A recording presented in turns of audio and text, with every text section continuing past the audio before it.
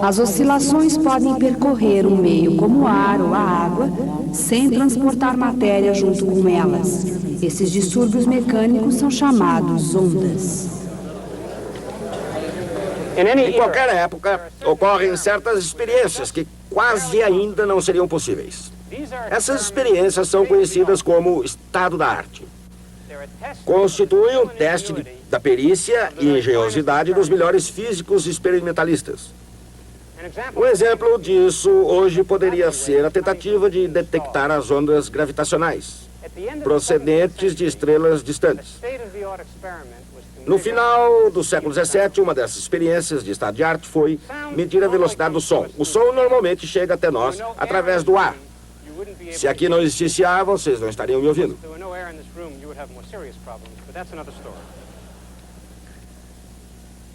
Naturalmente, vocês enfrentariam problemas mais sérios, mas isso é outra história. O som se propaga muito rapidamente, mas sua velocidade não é infinita.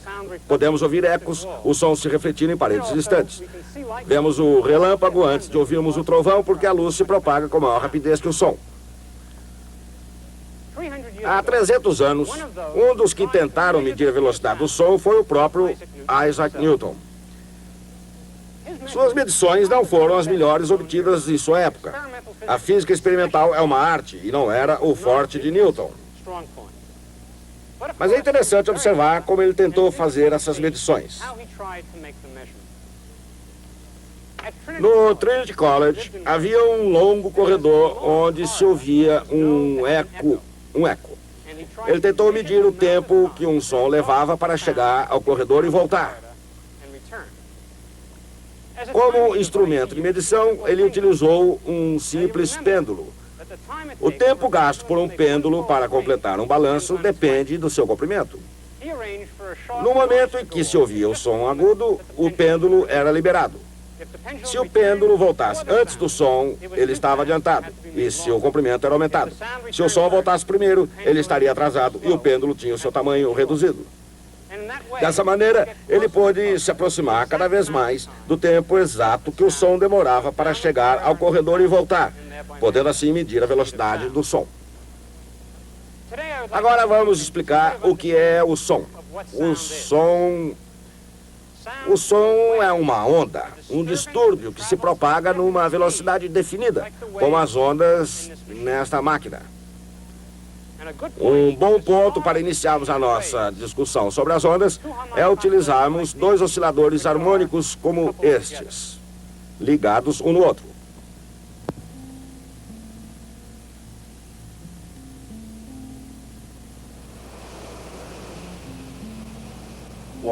A água, a luz, o som, até mesmo a pressão, todos se propagam em ondas. De fato, através de todo o mundo físico, as ondas são um dos fenômenos naturais mais comuns.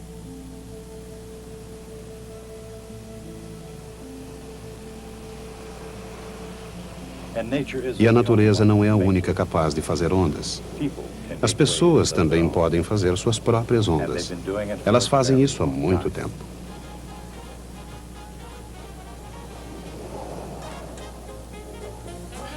Nova York, 1926.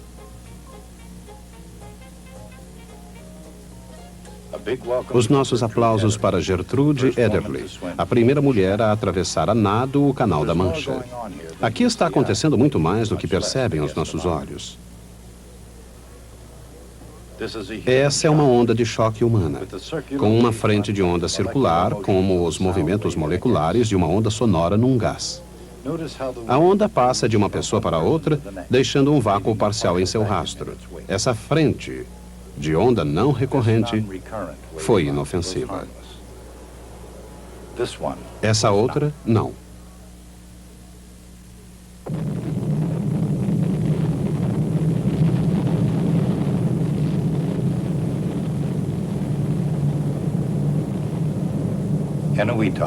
Eniwetok, 1952. O primeiro teste da bomba de hidrogênio. O mundo em geral sente o calor da primeira onda de choque nuclear na Guerra Fria. Mas o fenômeno de dispersão das ondas remonta a uma época muito anterior a 1952, anterior mesmo a 1926. Ele remonta à própria origem dos tempos e do próprio universo, na verdade. O Big Bang. E como no início de tudo, um distúrbio ocorrido num determinado local, seja natural ou artificial, causa inevitavelmente uma reação em outro. É sempre assim. Um distúrbio nas condições atmosféricas de uma região polar causa problemas numa ilha tropical do outro lado do globo.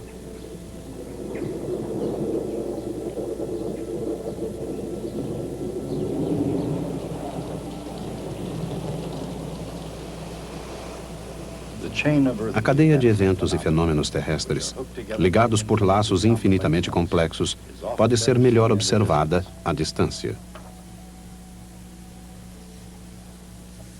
Mas talvez possa ser melhor compreendida em close-up.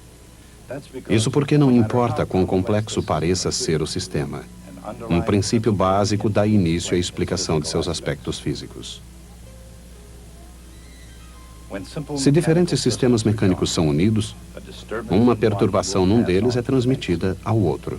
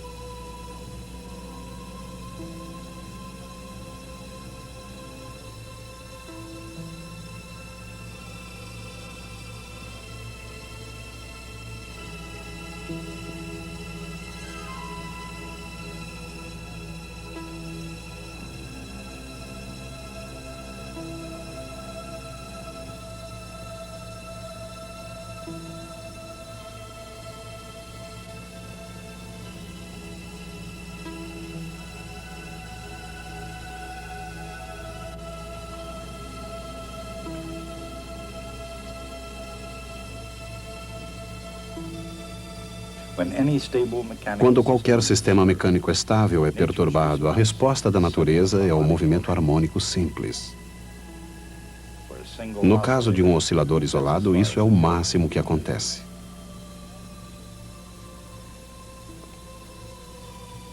Mas quando os osciladores estão ligados uns aos outros numa cadeia, um distúrbio registrado num deles é transmitido ao outro e ao seguinte, até o fim da sequência.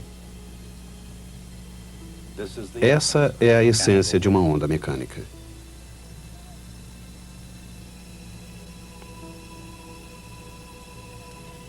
Às vezes, osciladores mecânicos individuais são fáceis de distinguir.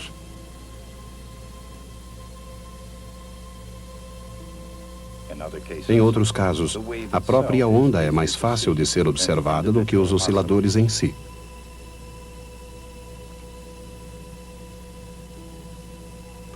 Talvez ainda mais surpreendente, as ondas se propagam não apenas ao longo da superfície da água, mas até mesmo no interior de um sólido cristalino.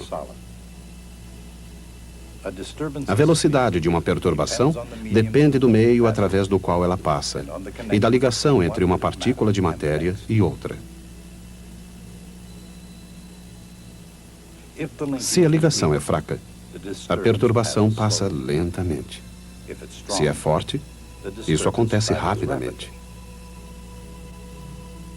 Mas não importa a velocidade ou o meio, a água, o ar, até mesmo um sólido. Todas as ondas que se propagam através de qualquer meio são chamadas ondas mecânicas. As ondas mecânicas, ou impulsos, passam através de um cristal de átomo para átomo, porque cada átomo está preso a uma posição de equilíbrio por forças elétricas. Quando perturbados, eles agem mecanicamente, exatamente como massas ligadas por molas. Quando o impulso se propaga através de um sistema, nenhum oscilador se propaga, apenas a perturbação se propaga.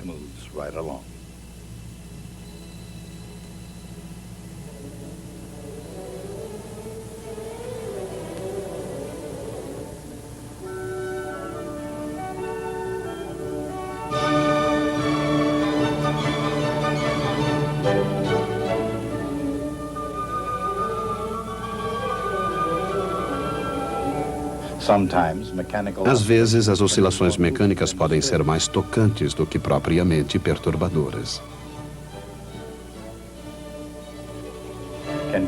Podem ser tanto arte como ciência e serem apreciadas como ambas.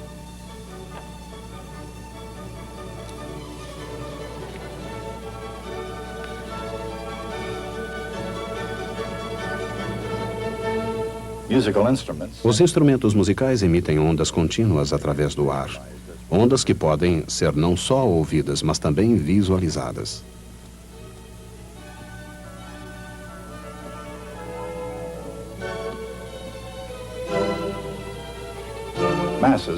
Massas ligadas por molas talvez não tenham a beleza da música, mas o princípio é o mesmo.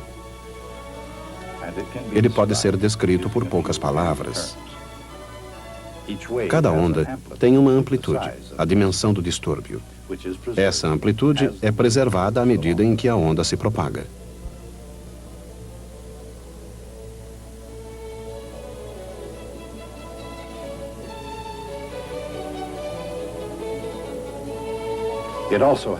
Ela possui também um tempo definido para cada ciclo completo, chamado período. O inverso do período é chamado frequência.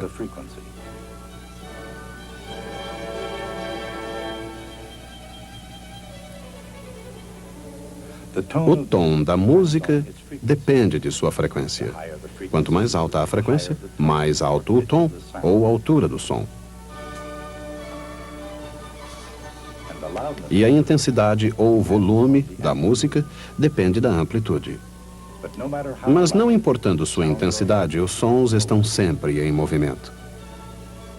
E independente do tom ou da intensidade, todo som se propaga no ar exatamente na mesma velocidade.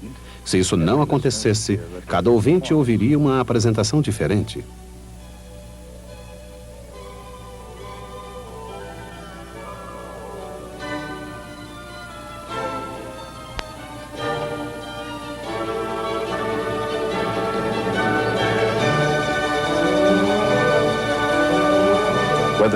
Quer seja breve e suave, ou forte e longa, cada onda tem uma distância definida de uma compressão à outra, chamada comprimento de onda. O comprimento de onda é igual ao período vezes a velocidade da onda. Ou, em outras palavras, frequência vezes comprimento de onda é igual à velocidade. Frequências mais baixas produzem um maior comprimento de onda, mas a velocidade permanece a mesma.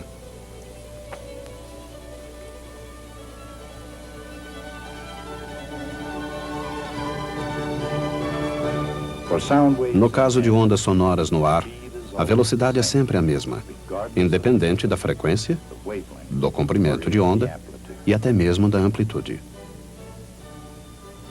Mas nem todas as ondas alcançam essa posição de equilíbrio.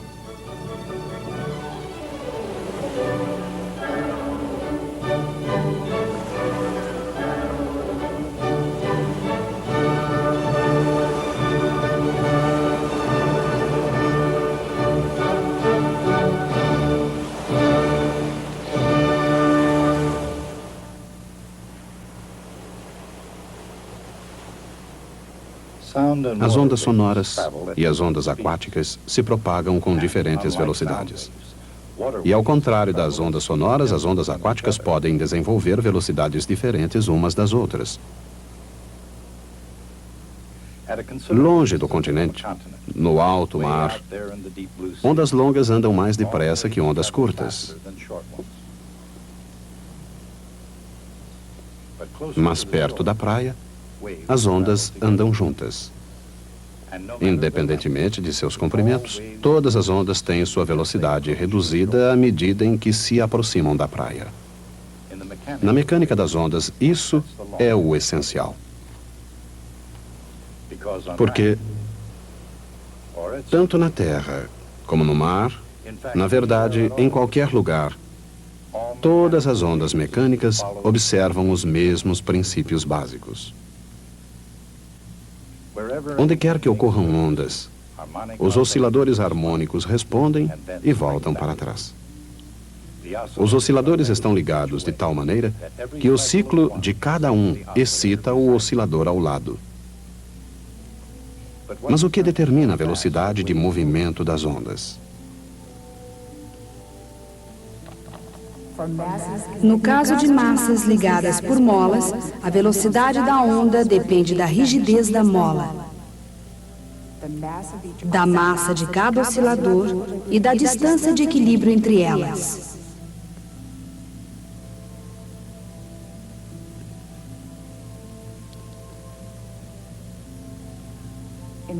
Na água, a gravidade é a força que faz a água voltar para trás.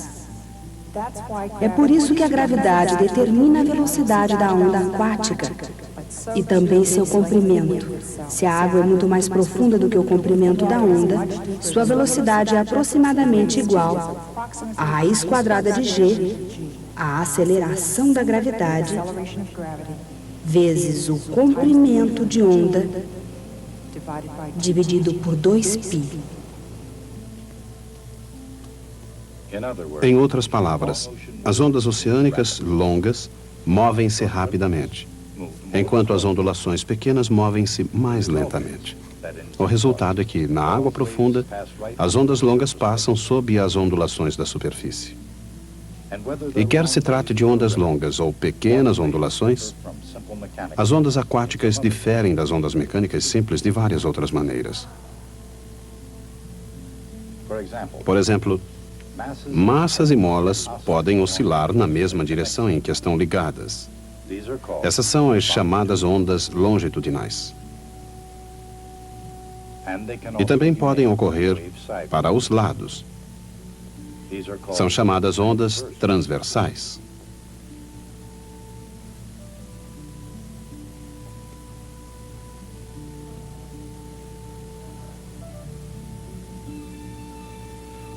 Mas as ondas aquáticas não são nem longitudinais, nem transversais. Na verdade, cada partícula de água na superfície se move ao longo de uma pequena circunferência. Cada circunferência é ligeiramente deslocada da próxima, produzindo juntas a familiar ondulação da superfície da água. À medida em que a onda aquática se aproxima da praia, ela entra em contato cada vez maior com o leito do mar, o que reduz a sua velocidade. Quanto mais próxima estiver a superfície do mar, de seu fundo, mais lenta a onda. Em águas rasas, a velocidade da onda é aproximadamente igual à raiz quadrada da aceleração da gravidade vezes a profundidade da água. Quando isso acontece, a parte fina da onda se move mais rapidamente do que a sua parte mais grossa, comprometendo sua forma de onda senoidal e, finalmente, fazendo a onda quebrar.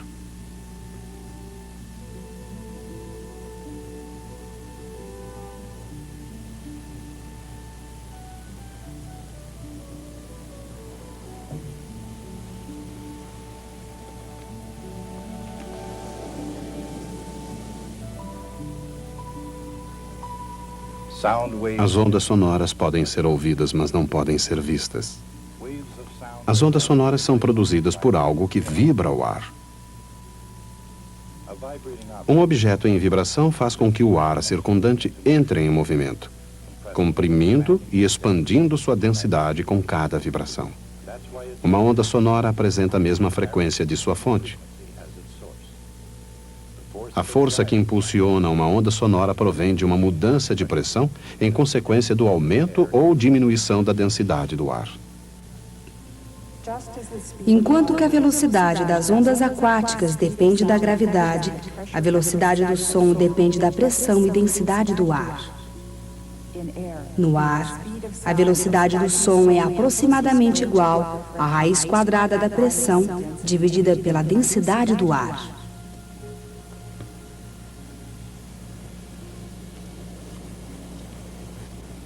Em todo o mundo, no cenário mais delicado ou no mais violento, uma infinidade de partículas de matéria vibram em uníssono. E, de acordo com os princípios do movimento harmônico, Elas produzem o fenômeno da onda mecânica.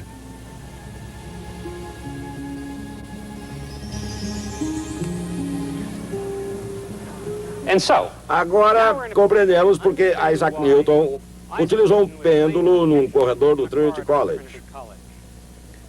Ele tinha uma teoria sobre a velocidade do som e achava que ela devia ser igual à raiz quadrada da pressão atmosférica dividida pela densidade do ar. Quando utilizou esses valores para determinar essa velocidade, o resultado foi 979 pés por segundo. Newton tentava medir a velocidade a fim de confirmar se sua teoria estava correta. Mas a medição mais precisa não foi obtida por Newton. A melhor medição obtida na época foi a de William Derham, que conseguiu um resultado de 1.142 pés por segundo. Nessa altura, Newton precisou fazer o que todo cientista deve fazer: um julgamento de valor. Sua teoria previu esse número. A experiência mediu esse resultado. A questão era, isso é bom ou ruim?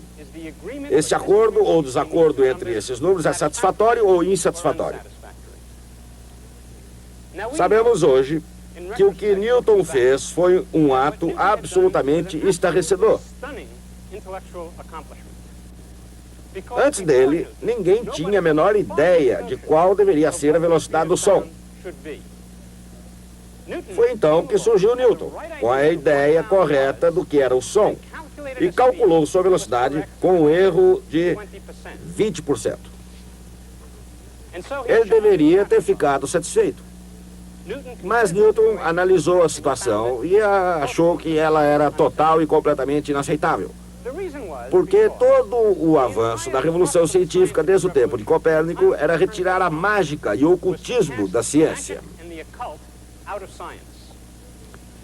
Newton havia introduzido sua teoria da gravitação, na qual forças invisíveis agiam entre os corpos a grandes distâncias e sem que houvesse nada entre eles.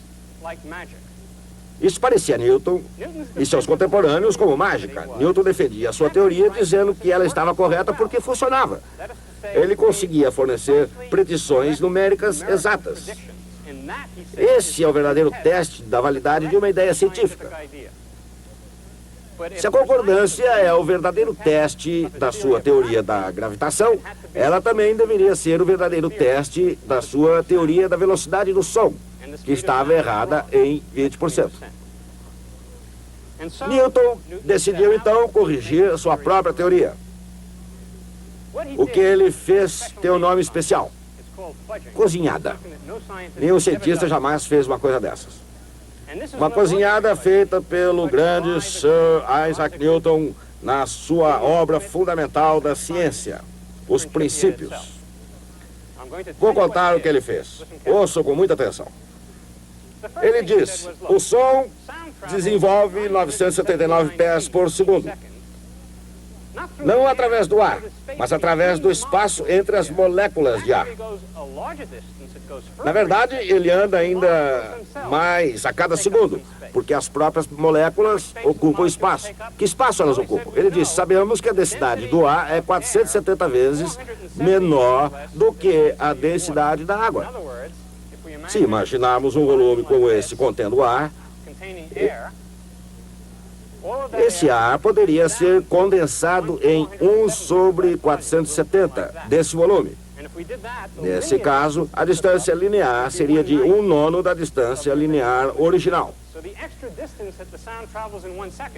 A distância extra percorrida pelo som em 1 segundo é 979 dividido por 9, que é 108 a mais. Se ele acrescenta esse valor, obtemos 1.088 pés por segundo.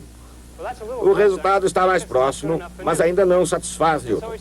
Ele disse: o ar é 10% vapor de água. Como é que ele sabia disso? Ele não disse. A água não participa desse processo. Por que não? Ele não disse também por quê.